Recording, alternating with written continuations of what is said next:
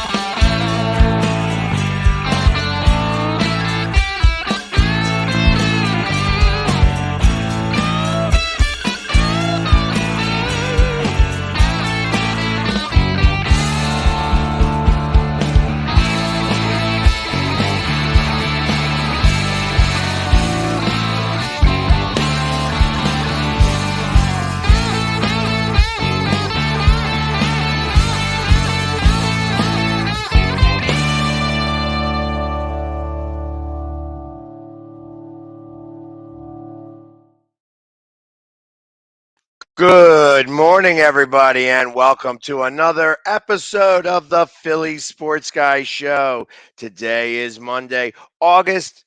I want to make sure it's the 8th. That is correct. And there was a lot of stuff happening this weekend, both on and off of the field yesterday and all weekend long, as the Phillies were honoring the 1980 team. The Eagles had a practice. They played in Cincinnati for the Union. There was a lot going on. Let's get right to it. Let's start with what happened. Let's talk about the Fightins. We're talking about the Fightins. That's right, Eric. That's right. We're talking about the Fightins. The Fightins had a very good weekend, starting off on Thursday, where they honored the 1980 World Series champion team with a ring. They gave everybody who was in attendance that day, and there was a lot of people in attendance. I think it was about 36,000 strong, with a replica ring. Gorgeous ring, actually, too. It was not something that was a little cheap thing, little plastic thing, whatever. No, they actually gave out pretty nice rings. So if you were one of the lucky ones that were able to get that ring, it really is a nice little piece. There were people wearing it all weekend long. Like I said, and it was a really good replica from 1980. I remember what that ring looked like back then. They did a really nice job with doing it, and they used Mike Schmidt's ring as the template. And so everybody in attendance, 36,000 people strong, were there on Thursday for one of the fastest games in this whole series against Washington, because it was rain delayed. The Phillies wound up winning this game 5-4 on a great play by Nick Castellanos, on a play to the plate where he was able to throw that guy out by at least 2 steps. The moment that he did that, they went into the dugouts, and the rain delay began because the skies opened up. Luckily, they waited exactly for that out, because had they scored that run, it would have been a tie game. They would have had to play the very next day to finish that game out, because after close to 2.5, 3-hour rain delay, they realized that they just weren't going to get the rest of that game in. Called the game after 5 innings, and Noah Syndergaard gets his first win as a Philly, which was good because he couldn't have gone another inning. Obviously, he was having a hard time keeping those guys off of the bases. Wound up giving up, I believe it was 11 or 12 hits in 5 innings. Gets a complete game win, and the Phillies win 5-4. On Friday, back at it with Washington, and they wind up winning that game 7-2. And ultimately, it was the second game in a row that Rhys Hoskins hit a home run in the first inning. Just literally, it was like he hit one in the first, hit one first inning. In game one, Game 2 comes up to the plate, bam, hits another one. That was a towering shot. They wound up having a number of home runs. Schwarber also hit a home run that day. The Nationals only got 2 runs. Great outing by Gibson that day. 8 innings pitched, 2 hits, 1 run given up, 4 strikeouts. Really was a good game by him, and he winds up getting his record to 7-4. The home runs: Schwarber, Realmuto, Darrell Hall, Castellanos, and Hoskins. Literally, it was like bam, bam. Everybody was hitting home runs, and that was really most of which happened in the first inning. They wound up getting a lot of runs right then and there.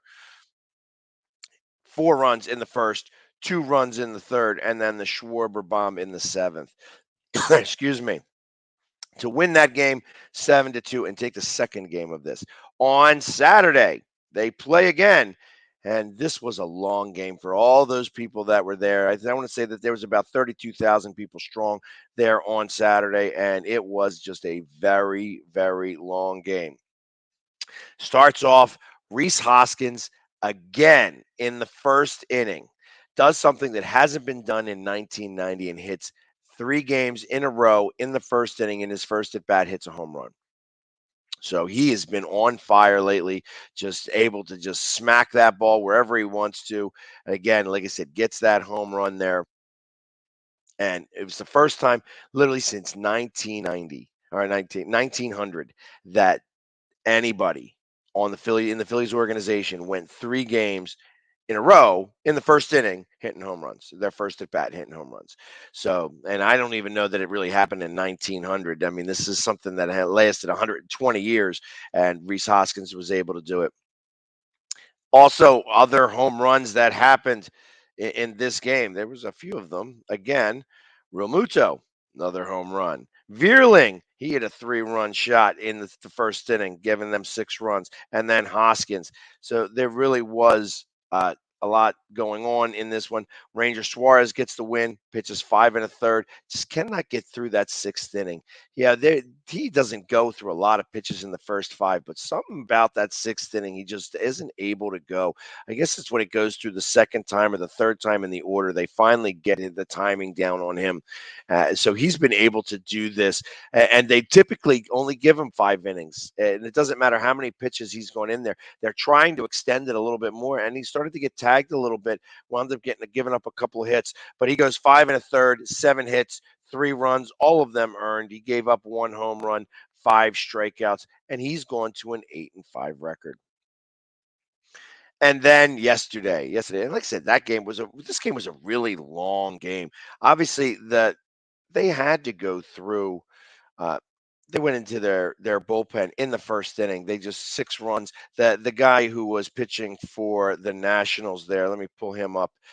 Corbin went only 2/3 of an inning, gave up 5 hits, 6 earned runs. 2 of them were home runs, 2 walks.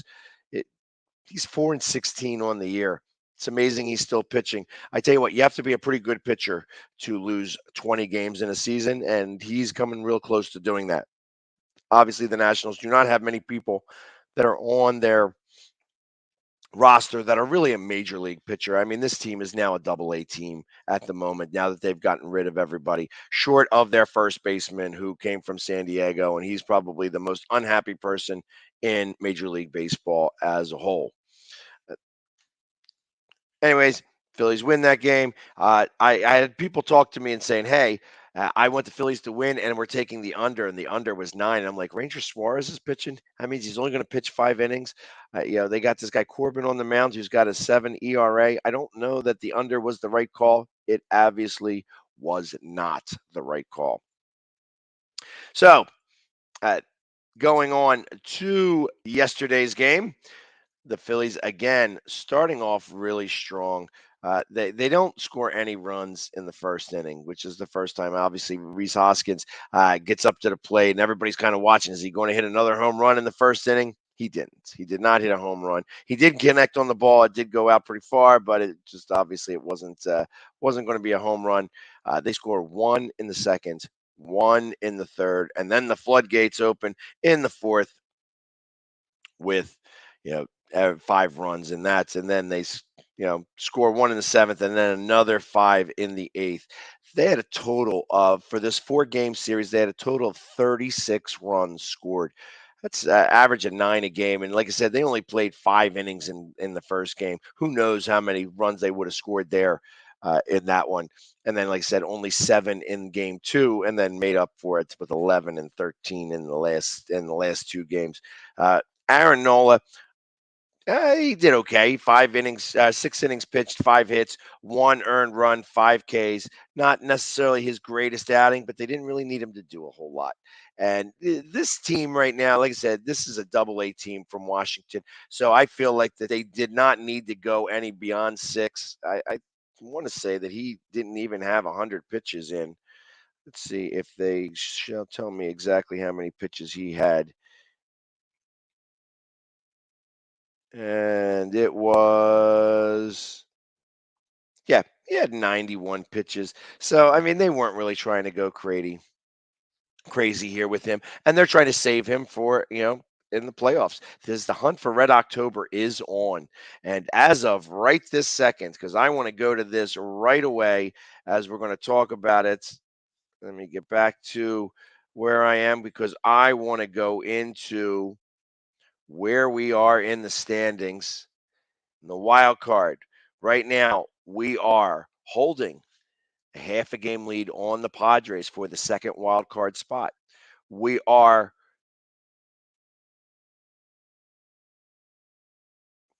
that's 3 games behind the Braves for the first wild card spot. Right now, the Brewers are on the outside looking in. That they are a game and a half out of the wild card spots, and also I want to say a game and a half back against the Cardinals. 2 games back against the Cardinals. So as of right this second, the Cardinals are leading the way in the Central as the Brewers are starting to falter a little bit here. And the Mets sweep the Braves this weekend, which is why we are only within 3 games. We are still 9.5 games out away from the Mets in the division. I thought Atlanta was going to be able to pull it on strong, but as a whole, teams that made the most amount of moves at the All-Star break. Atlanta's being one of them. The Yankees, Houston, not have fared really well. They have not fared well at all. Most of them were lost. In fact, the Yankees have lost 5 straight. They got the Joey Gallo curse where Joey Gallo went to the Dodgers and everybody was hating Joey because he couldn't seem to get his bat on the ball at all. And next thing you know, they've lost 5 straight with him gone. So they really miss him in that dugout, I guess. I guess they were all friends with him. But right now, as it stands, the Phillies still third in the NL East, but holding a half a game lead on the Padres again. And they were probably the biggest movers, and the Padres also got swept by the Dodgers. So it's going to be an interesting end of the season. We're going to see how this all turns out. But the Phillies, winners 11 of their last 13 games. We remember right after the All-Star break, we got swept by the Cubs. Oh, what's going to happen with this team? Blah, blah, blah, blah, blah. It's been a long time since the Phillies have been able to sweep 2 4-game series in a row. They did have a 3-game series or a 2-game series in between with the Braves, but literally it's sweep of the Pirates, a sweep of the Nationals.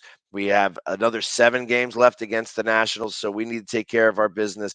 5-2 against them would be great, and really the way this team is playing, they could probably go 6-1 or maybe 7-0 and sweep the Nationals out. And we do not have a Pete Rose curse, Chris, because we won in 2008. So I don't want to hear about it. There is no Pete Rose curse. That being said, like I said, the 1980 team was in the house, and there was some interesting words that were spoken by Pete Rose. And it's unfortunate. Mike Schmidt and Larry Bowa were very outspoken to the Phillies and said that they did not want to have this team honored without having Pete Rose there, that they would not have won this World Series without him. And they are probably right. They had a really tough time getting past the Astros for a couple of years prior to that. So Pete Rose was the catalyst to be able to get them over the hump. And of course, he also, in a Phillies uniform, took over the hit lead.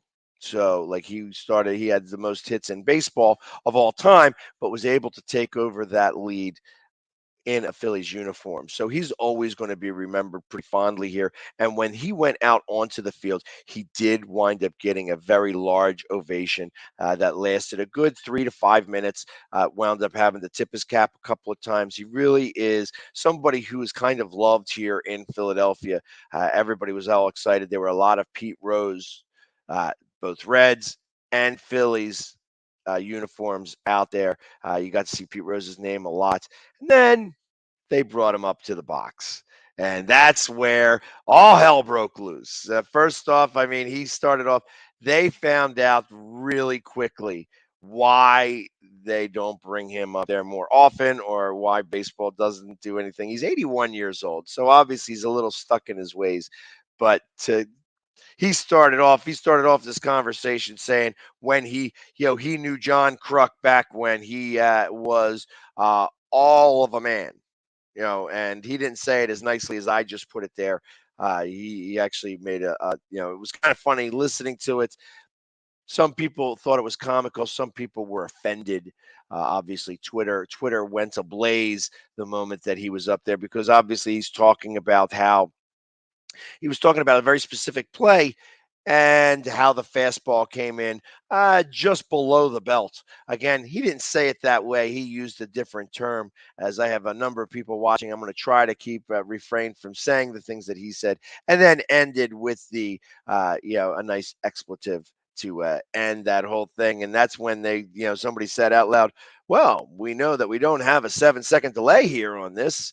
And he's like, "Oh, yeah, yeah." So obviously, they couldn't keep him on there very long. They were always trying to change the subject, and he was just a straight mess. He was absolutely a straight mess, as Pete Rose is known to be. And then he got an interview from somebody from NBC Sports, and was talking about some of the things that came out in that last book that was written about him, about the young girl, and his response was, "Hey, that was 55 years ago, babe." Yes, he said it just like that. That was 55 years ago. And for anybody who doesn't know the story, that he was seeing a girl while he was married with two kids, who was underage. And the parents knew about it. The parents kind of allowed it, in that in Ohio, you have to be, 16 is the age of consent, and blah blah blah. And it was a different time back then, and I can't say that that was okay for what he was doing, but everybody kind of knew about it at the time. Everybody was okay with it, and it's now, bring it forward now, this 50 years, and all of a sudden it's a bigger deal, and it probably was a big deal then too. But the parents liked the perks that came along with having their daughter date Pete Rose, and it doesn't matter how old she was. So it was one of those things that it's probably best. I'm sure that there's tons of skeletons in Pete Rose's closet, and that it's not always a great situation when dealing with Pete Rose. And I've always known that Pete Rose isn't the nicest of guys. He's one of those guys that's just, you know a little abrasive in general. Very egotistical. Always feels that it's that he's being hated upon in a lot of ways, and and maybe he is, but uh, that does not. You can't disregard the fact that he is number one, the hits leader. He's done a lot for baseball in itself, and when you take away all of his issues off the field in terms of gambling and then the statutory rape and things of that nature. He really was an amazing ball player, and he's going to get honored after he's dead. And that's what I believe is going to happen. The Hall of Fame is waiting for him to die, and they're going to posthumously enter him into the Hall of Fame. And he's all over the Hall of Fame. He's just not entered into the Hall of Fame. They don't want him to receive any of the accolades from being in the Hall of Fame while he's living. And, they say only the good die young, which means that Pete Rose is going to be about 115 before he passes away, which means that we still got another 35 years before he gets entered into this Hall of Fame. So sit back and wait. And then I feel like once that he gets entered, everybody else, all of the steroids guys will get entered in as well. And that's what the Hall of Fame is waiting for. We'll see if that actually occurs. Who knows what's going to happen for tomorrow. But Pete Rose is also still not 100% happy with the Phillies. He feels like he should be in the Walk of Fame or the Wall of Fame. And the fact that the Phillies did not do that because of the allegations that occurred, because of the statutory rape story, the Phillies just felt maybe it was best that he's not there and that he's not going to get honored in this way, at least while he's alive. So, anyways, let's go to a quick commercial break, and we'll be back right after these messages, and then we can go on everything else that happened in Philadelphia sports. The Hometown Foundation is excited to bring back the Dream Ride experience, August 26th to the 28th at Connecticut's Farmington Polo Club. Join us in celebrating the accomplishments of our Dream Riders while enjoying live music, a car and motorcycle show, family fun zone, pet adoptions, canine demonstrations, the Fireman's Chili Cook-Off, and much, much more. Get your tickets today. You can see right now, without LeBron, Lakers are struggling. Let me tell you about a team I hate, all right? I know the Dallas Cowboy fan is here, so I had to make sure he knew how much I hate this team. I'm ready. I've often said that the people who run baseball, they try very hard to ruin it. I'm from Brooklyn. I don't have a problem saying it to his face. Oh, from Brooklyn. Hey, guess any.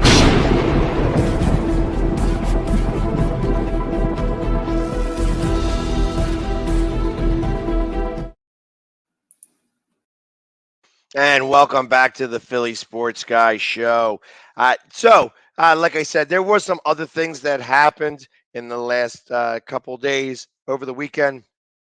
The Philadelphia Union went up against FC Cincinnati. In Cincinnati, they did not fare so well. They did not bring their A game to this stadium. It was I don't know exactly what was occurring. I didn't get to see much of this game. However, they wound up getting beat. They wound up they go into halftime tied, and ultimately Cincinnati came out and was just a lot fresher once they got done. They wound up winning this game 3-1. The last goal was Aronson in the 77th minute. But for the most part, the Union have been doing a lot lately, and in terms of scoring a lot of goals and making these statement wins. They still are first in the Eastern Conference, and I believe they are now. They could be 1 point behind LAFC for the Supporter Shield. But again, you're going to have games like this. Obviously, they lost this one. Hopefully, it doesn't start a trend. But they were really, like I said, they just did not play well in the second half of this game. And because of it, they wound up losing 3-1. And that happened on Saturday. Yesterday, if anybody was following my page, you know that I was doing double duty, that I was in red and wearing the cream colors, even though they were wearing blue on the field. I didn't realize that they were doing their Sunday blues, and I'm sure that that was to honor the Phillies in the 1980 team for that specifically. But I was in the creams, and after that, I left that to go over to Eagles practice, and there was at least 30,000 people there for that practice. It was an amazing sight. Everybody all excited watching Jalen Hurts throw to A.J. Brown, and they did not disappoint. They started off in the first quarter, as they called it, and where it was the offense versus the defense, 11 on 11, and they were playing with, I guess they're calling it, Pro Bowl rules, where they weren't really bringing these guys to the ground. They weren't tackling the way that you would think that they should be tackling. And even Sirianni said that they're not tackling all the way to the ground, which means that they could actually have a little bit of issues starting off the season with some tackling. They want to. When you're not bringing guys to the ground, you maybe lose that little bit of muscle memory. So the first 4 games of the season is going to be really interesting to see how the Eagles defense really does when they actually have to start to bring guys to the ground and not just tag them and push them out of bounds or what have you. But there were a couple of highlights.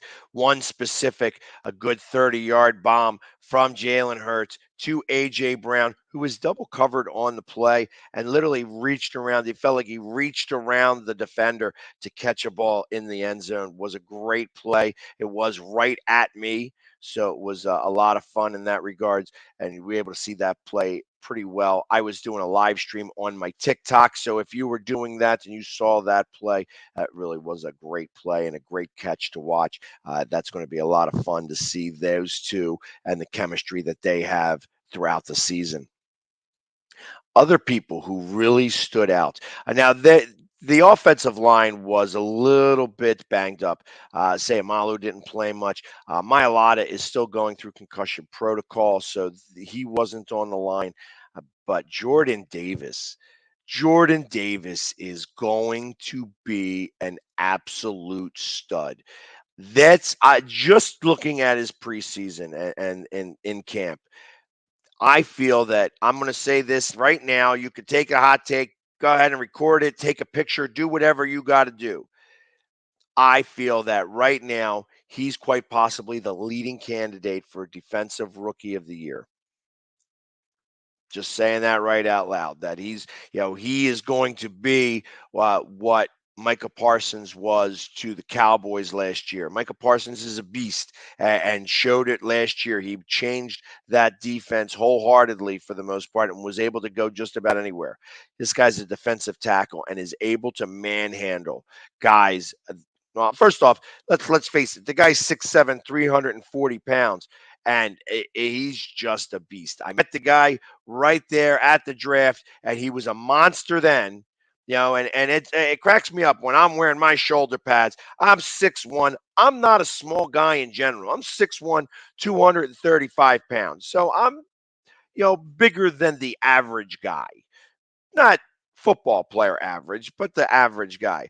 And then he came out and just first off, he's wide, he's tall, and he's just a beast. And this guy is literally manhandling our offensive line, which is listed as one of the best in the NFL right now. So I can only imagine what he's going to be doing against opposing defenses. And I feel like that this is going to give Fletcher Cox so much more to work with because they're going to have to double team Jordan Davis. They're just going to have to.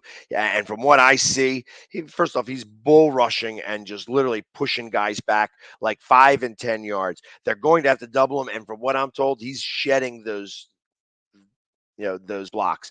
I'm going to be going to a practice here very soon, and I'm going to take some pictures and some videos. We're going to show this on my page. It really has been amazing to see how this guy is, just going to be able to make an impact in his first year, in his rookie season in the NFL and the Eagles. I'm surprised that he was able to drop as far as he did, and the Eagles just saw talent. When you have a big guy, and you know how I feel about the draft, you pick all in the first round, you pick big, fast guys, offensive and defensive line. That's where your championships are won. That's where you need to win every battle on the offense and defensive line.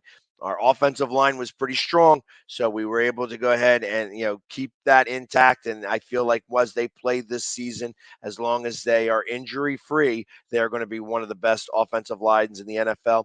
And now it looks like that this defensive line is going to be able to make some waves and do some real damage to some of these opposing offenses. And it's going to be so much fun to watch. I fully expect Jordan Davis is not going to have a tremendous amount of sacks, but they are not going to be able to run in the interior line. They're going to have to go outside, and I feel like our speed now from our linebackers, this is where our linebackers are going to really come into play with N'Kobe Dean, Edwards, and all those are going to be able to get some tackles and really just make sure that the outsides are contained, because once it comes and they're going to start throwing the balls, I expect that Davis is going to wind up with about 7 or 8 sacks. Cox is going to wind up with about 7 or 8 sacks, and we're going to do a lot better this year in that regard. So anyways, our half hour is up. I got to get through here quick because we're just about to close up. But everybody, thank you for joining me. And as always, go